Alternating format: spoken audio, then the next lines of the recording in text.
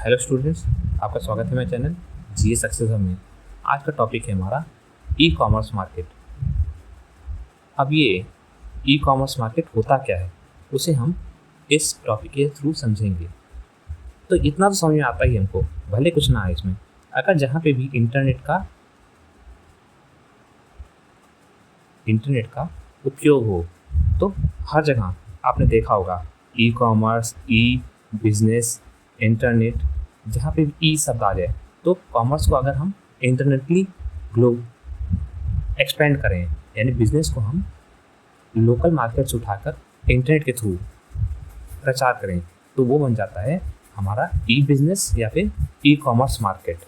अगर हम मार्केट की बात कर रहे हैं, अगर लोकल बिजनेस की तो ई बिजनेस, मार्केट की ई कॉमर्स मार्केट। तो चलिए आगे बढ़ते हैं। मान लीजिए हमारा कंट्री इंडिया को ले लेते हैं।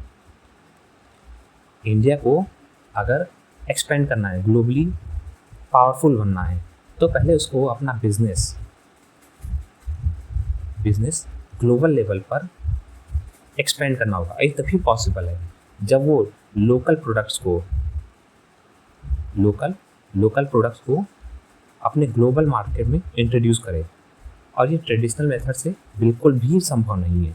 और ये तभी संभव है जब हम इंटरनेट का पूरा उपयोग करके अपने बिजनेस को इंटरनेट के थ्रू ग्लोबल मार्केट में इंट्रोड्यूस करते हैं।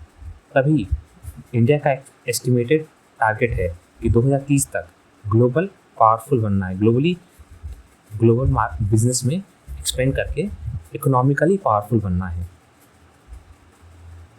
तो शुरू करते हैं। बिजनेस को कैसे कनेक्ट किया जा सकता है, कस्टमर के थ्रू या फिर कस्टमर से कैसे कनेक्ट किया जाता है। तो हमारे पास 4 मेथड है। एक तो डायरेक्टली बिजनेस कनेक्ट हो जाए, इसका एग्जांपल हो जाएगा कि होलसेलर डायरेक्टली प्रोडक्ट अपना सेलर को बेच रहा है। फिर डायरेक्ट टू कस्टमर, यानी होलसेलर सेलर को ना बेचकर कस्टमर से कनेक्ट कर रहा है। हो सकता है कस्टमर कोई प्रोडक्ट बल्क में परचेस करना चाहता हो, या फिर आपने देखा होगा आप लोकल मार्केट से खरीदने की जगह होलसेलर के पास जाते हो, थोड़ा सस्ता सामान दे देता है। तो ये हो गया दूसरा। तीसरा क्या हो जाएगा? तीसरा कस्टमर को बाद में डिस्कस करते हैं, पहले कस्टमर को डिस्कस करते हैं। आपने देखा होगा कई ऐसे ऐप आते हैं जाके यूज प्रोडक्ट को डायरेक्टली खरीद लेते हैं, या फिर आप अपना प्रोडक्ट डायरेक्टली किसी दूसरे कस्टमर को बेच देते हो। जैसे आपने कोई बाइक खरीदी या फिर कोई मोबाइल खरीदा, आपको लगता है उससे अच्छी टेक्नोलॉजी आ गई है, तो फिर आप उसे अपग्रेड करने के चक्कर में सस्ते में किसी दूसरे कस्टमर को बेच दिया कि हाँ मोबाइल अब हमको यूज़ नहीं करना, 10,000 का है, वो उससे 2,000 का बेच दिया। खुद 10,000 का लिया था और उसे 2,000 में बेच दिया। अब हम इससे अच्छा यानी 20,000 में कोई AI टेक्नोलॉजी या 5G मोबाइल खरीद लेंगे, ये सोच के। तो ये हो गया कस्टमर टू कस्टमर कनेक्शन। अब आखिर में आता है customer to business. Customer to customer समझ में आ गया, कस्टमर टू बिजनेस कैसे कनेक्ट होता है। आपने देखा होगा जहाँ पे भी हम परचेस करते हैं, यानी फ्लिपकार्ट, अमेजन, मान ली कोई मोबाइल ही परचेस करते हैं, मोबाइल का एग्जाम्पल लेते हैं। हमने मोबाइल खरीदा, 20,000 का था मोबाइल, तो उसमें ऑप्शन आता है एक्सचेंज वैल्यू का, जिसमें होता है, कहता है कि बिजनेस हमें अपना पुराना मोबाइल बेच दो, हमसे नया खरीद लो, वो भी सस्ते दाम में। 20,000 की जगह अब तुम 16,000 देना हमको, ऐसा बोलता है। यानी 4,000 का वो तुम्हारा पुराना मोबाइल खरीद लेता है। तो इस केस में आप कस्टमर को नहीं बेचते, दूसरे कस्टमर को, उसी बिजनेस को ही बेच देते हो अपना पुराना मोबाइल या फिर कोई भी चीज़ जो अपग्रेड करने के लिए आप खरीद रहे हो। तो ये हो गए 4 मॉडल बिजनेस के, जिसमें एक पर्सन दूसरे पर्सन से कैसे कनेक्ट होता है, यानी ई कॉमर्स सेक्टर में connection between business to customer, पूरा हायरार्की इसमें समझा दिया गया है। अब चलते हैं आगे और आगे समझते हैं इसका रोल क्या होता है या फिर इसके फ़ायदे। यहाँ से कंटिन्यू करेंगे हम लोग। तो इंडिया में अगर देखा जाए तो सबसे ज़्यादा इंटरनेट यूज़र्स हैं, ये तो मानना पड़ेगा। लगभग सेकेंड लार्जेस्ट यूज़र्स इंडिया में पाए जाते हैं जो इंटरनेट यूज़ करते हैं। तो अगर आपको बिज़नेस को ग्रो करना है, अगर अच्छे से ग्रो करना है, तो इंटरनेट में आना क्यों ज़रूरी है, यहाँ से समझ में आता है। मान लीजिए आपके पास कोई प्रोडक्ट है, आपके लोकल एरिया में उसको खरीदने के लिए कोई ग्राहक नहीं है, तो ऐसा तो होगा नहीं पूरे कंट्री में ना हो। अगर आप अपने प्रोडक्ट को इंटरनेट पे अवेलेबल करा देते हैं तो कोई ना कोई इंटरनेट पे सर्च कर रहा ही होगा उस प्रोडक्ट को, और वो आपसे कनेक्ट हो सकता है। इसी कारण से ई कॉमर्स मार्केट इंडिया में राइज कर रहा है। उसकी वैल्यू 70 बिलियन तक पहुंच गई थी। अब वो एक्सपेक्टेड है कि हाँ, उससे भी आगे जाएगी। अगर हम ओवरऑल नेशन की बात करें तो रिटेल मार्केट 7% पे स्टैंड करता है कहीं पे। और अगर प्रिडिक्टेड वैल्यू की बात करें तो स्ट्रगलिंग वैल्यू तो ये हमारी 325 है, कंट्री की डिजिटल इकोनॉमी बेस्ड, और वो 800 बिलियन तक पहुंच सकती है। यानी हम आने वाले समय में यूएस को पीछे छोड़ सकते हैं और leading country in retailing sector बन सकते हैं। यानी अगर देखा जाए तो expected to lead surpass US as the second largest online shopper based 1 to 2 year, यानी 1-2 साल में हम ऐसा कर सकते हैं, ऐसा लिखा भी हुआ है। आगे चलते हैं हम लोग। इसमें दिया है GMV, gross merchandise value. GMV का वैल्यू मतलब होता है ग्रॉस मर्चेंडाइज वैल्यू। इसमें यूएस 60 बिलियन है फिजिकल ईयर 2020 जैसे बात कर रहे थे, और एक्सपेक्टेड है उसका 160 बिलियन, जबकि हमारा 200 बिलियन क्रॉस करने की बात कर रहे थे 2030 तक। तो हो गया ना सरपास। हाँ, कितना था लगभग वैल्यू? 325 बिलियन, जो कि एक्सपेक्टेड था इसको सरपास कर जाए, और वही 2028 में। हमारा 2030 तक था, नहीं 26 तक था, उससे पहले ही। तो हो सकता है कि इंडिया यूएस को सरपास कर जाए रिटेल सेक्टर में। अब आगे चलते हैं। राइज ऑफ डिजिटल इकोनॉमी, जैसे पहले ही बात कर चुके हैं, इंडिया में सेकंड लार्जेस्ट कंट्री बन गई है तो जियो के बदौलत। इंटरनेट यूज़र बेस, यहाँ पे सेकंड लार्जेस्ट यूज़र्स जो कि इंटरनेट का उपयोग करते हैं, लगभग 900 मिलियन यूज़र्स। बहुत ज़्यादा डाटा है, और ये जो डाटा है इसका फ़ायदा इंडिया को काफ़ी हो सकता है। जैसे इंडिया अपने प्रोडक्ट को लोकल एरिया से ग्लोबल एरिया में लेके जाने का इस कई स्कीम्स लाई है, जैसे ODOP, 1 डिस्ट्रिक्ट 1 प्रोडक्ट, 1 तहसील 1 प्रोडक्ट, ये भी सुना होगा। स्टार्टिंग कंट्री यूपी ही है अपनी, तो इसमें डिस्ट्रिक्ट या फिर तहसील से कोई पर्टिकुलर प्रोडक्ट जो यहाँ पे फेमस हो उसको वहाँ से उठा के इंटरनेट पे रख के ग्लोबली या फिर लोकल एरिया से उठा के ग्लोबल लेवल पर इंट्रोड्यूस करना, ताकि उसका प्रोडक्शन बढ़ सके। अब इससे फ़ायदा सेलर को ही होगा जो उसको प्रोड्यूस कर रहा है, और कंट्री को कैसे होगा? क्योंकि सेलर को होगा, उसका इनकम बढ़ेगा, यानी ग्रॉस प्रोडक्शन यानी नेशनल इनकम बढ़ेगा, साथ में GDP भी बढ़ेगा। यानी ग्रॉस डोमेस्टिक प्रोडक्ट, हमारी कंट्री में ही प्रोडक्शन हो रहा है और वही सेल कर रहे हैं बाहर, तो पैसा अपने देश में आ रहा है, सोर्स तो बढ़ रहा है।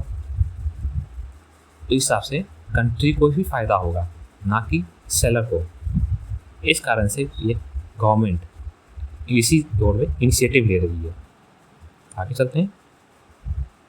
Role of mass communication, Indian consumers are annually raising 2.5 lakh to 10 lakh, यानी जो कंज्यूमर्स हैं उनकी इनकम इसी कारण से 2.5 to 10 लाख के बीच में रेंज में इंक्रीज़ कर रही है।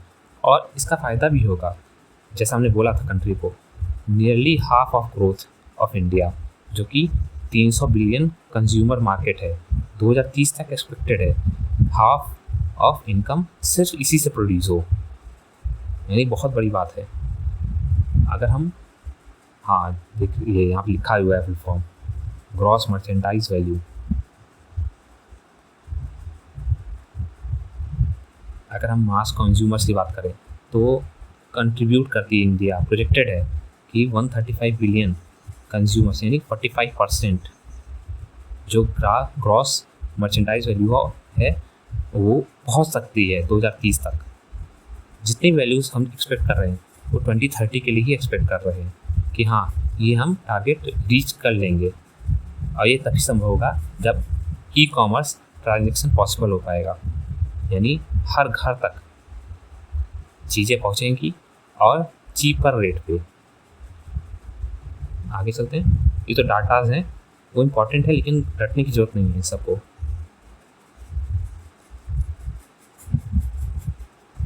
अब आते हैं challenges. Digital infrastructure and internet penetration. हाँ, जैसे इसमें दिया है डिजिटल इंफ्रास्ट्रक्चर और इंटरनेट पेनिट्रेशन। इसमें क्या दिक्कत क्या है?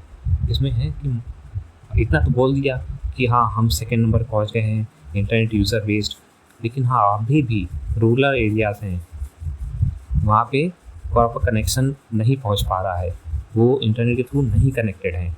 इस कारण से वो रेस्ट ऑफ कंट्री से एक तरह से कट हो चुके हैं, जो कि उनको कुछ नॉलेज नहीं है कि हाँ कि सस्ते प्रोडक्ट कहाँ मिल रहे हैं, कैसे मिल रहे हैं। अगर कोई फार्मर भी है तो उसको ये नहीं पता कि मार्केट प्राइस क्या है, कितने पे सामान बेचना चाहिए या ख़रीदना चाहिए। इस कारण से अभी भी ई कॉमर्स जितना ही बोल दें, अभी भी मार्केट बहुत पीछे है उसको ग्लोबल लेवल पर इंट्रोड्यूस करने के लिए। उनका प्रोडक्ट अभी भी इंटरनेट के थ्रू मार्केट में नहीं आ पाए हैं, या फिर वो इंटरनेट से दूर होते हैं अभी सुविधा ना होने के कारण। लेकिन हाँ कंट्री अभी वर्क कर रही है उसको दूर करने के लिए, दिक्कतें जो हुई हैं। हाँ, प्लेटफॉर्म डिस्प्ले ऑफ अवेयरनेस, अभी भी प्रॉपर नॉलेज नहीं है कई लोगों को कि हाँ और कहाँ पे प्रोडक्ट सेल करना है। जैसे आपने सिर्फ अमेजन का नाम सुना होगा, जैसे ई एग्रीकल्चर पोर्टल है, कई ऐसे पोर्टल हैं जो गवर्नमेंट बना रही है, लेकिन हाँ उसका प्रयोग सही से नहीं हो पा रहा है कि उस प्रोडक्ट को फार्मर से उठा के वहाँ पे अपलोड किया जा सके। फार्मर को नॉलेज ही नहीं है कि हाँ क्या करना है उस प्रोडक्ट का। वो सीधे जाता है नॉर्मल MSP रेट पे किसी भी थर्ड पर्सन को बेच देता है, गवर्नमेंट तक भी वो सामान नहीं पहुंच पाता, ये डर के कि सामान ख़राब हो जाएगा। अब अगला आता है टैक्सेशन। लैक ऑफ नॉलेज हो गया, उसके बाद टैक्सेशन, प्रॉपर टैक्सेशन की नॉलेज नहीं है। टैक्सेशन कई जगह हाई है किसी प्रोडक्ट पे, या फिर किसी को क्लियर नॉलेज नहीं है कि टैक्सेशन मतलब टैक्स कितना इम्पोज होगा। अगर हम ई कॉमर्स के थ्रू डिजिटली आ जाते हैं तो ना ही हमारे लिए किफ़ायती होगा, ट्रांसपोर्टेशन में हेल्प मिलेगी, लेकिन हाँ टैक्सेशन में भी छूट मिलेगी। लेकिन लैक ऑफ नॉलेज और अनअवेलेबिलिटी के कारण ये भी हमारे पास एक दिक्कत की तरह से है। और साथ में ही आपने रेगुलर चैलेंज में आकर देखा जाए तो आपने देखा होगा कि सेम प्रोडक्ट आप खरीदने जाते हो एक साइट से तो उस पर लिखा होता है 40% डिस्काउंट, दूसरा एक साइट पे जाता हो 60% discount.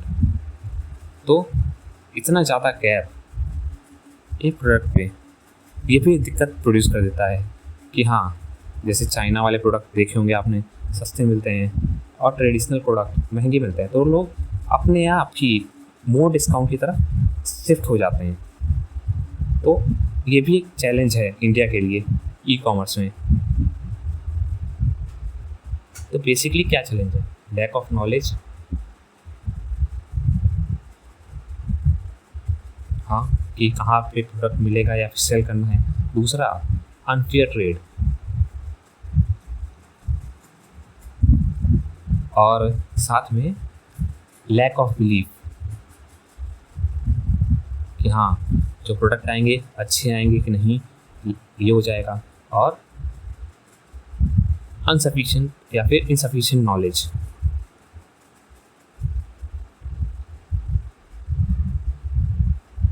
Insufficient knowledge, lack of knowledge कह सकते हैं। बात एक ही है, इनसफिशिएंट नॉलेज ऑफ टैक्सेशन कि हाँ टैक्स अगर लग रहा है तो कितना दे रहे हैं हम टैक्स, यही नहीं पता चलता। तो चलिए आगे चलते हैं। अब बात करते हैं इन चैलेंजेस को दूर कैसे करें, इंडिया अपने बिजनेस को ग्रोथ में कैसे लाए। एक तो सबसे पहले जो ज़रूरत होगा वो होगा पैसे का, यानी सोर्स ऑफ इनकम या तो गवर्नमेंट खुद इन्वेस्ट करे या फिर फॉरेन कंट्रीज में बैठे इन्वेस्टर्स को एडवर्टाइज करे कि हाँ आके वो यहाँ पे इन्वेस्ट करें, यानी FDI के थ्रू मंगाए। FII के थ्रू भी मंगा सकता है फॉरेस्ट इनडायरेक्ट इन्वेस्टमेंट, लेकिन हाँ इसमें थोड़ा रिस्क ज़्यादा रहता है। FDI ज़्यादा प्रमोट कर रही है foreign direct investment. Foreign direct investment में पूरा पैसा डायरेक्टली बिजनेस में इन्वेस्ट होता है, ना कि शेयर में। इसमें वो दिक्कत होती है कि बिजनेस में आए, शेयर बढ़ा, पैसे निकाल के ले गए, कोई रोक नहीं थी। तो इसलिए गवर्नमेंट ने FII को छोड़ के FDI में इन्वेस्ट करने की ज़्यादा सोची है। Government market place it facilitate the government pursue cross impressive 4 lakh crore GMV, यानी लगभग ग्रॉस मर्चेंटाइज वैल्यू 4 करोड़ से बढ़ गई है। अदर इनिशिएटिव में तो जैसे पहले बताया था, digital India, skill India, startup India, make in India, पहले से इम्प्रूवमेंट आया है।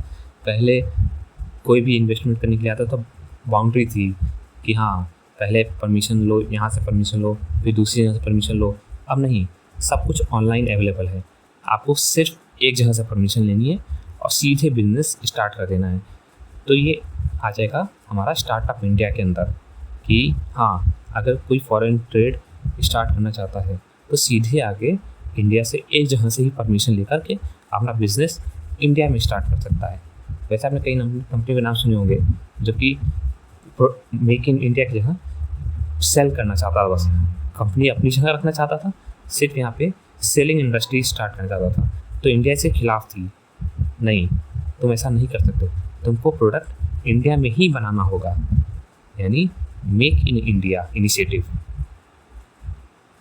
इंडिया में अपना प्रोडक्ट बनाओ, भले वो कंपनी तुम्हारी किसी भी कंट्री से रजिस्टर्ड हो, लेकिन बनाना इंडिया में। क्यों? इससे फ़ायदा होगा, इससे जॉब बढ़ेगी, क्योंकि लेबर तो लाएंगे नहीं, लेबर यहीं का यूटिलाइज करेंगे। तो ये स्कीम इस कारण से बेनिफिशियल थे ई-कॉमर्स के लिए। ये तो हो गया हमारा ओवरकम चैलेंज को ओवरकम करने के लिए तरीके। अब फाइनली आप कंक्लूजन की बात करते हैं।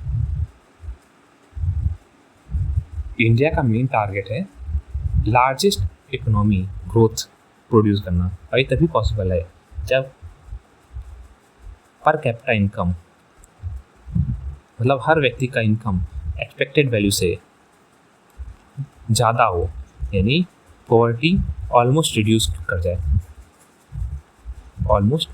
कर जाए और कंट्री की GDP बढ़ती रहे।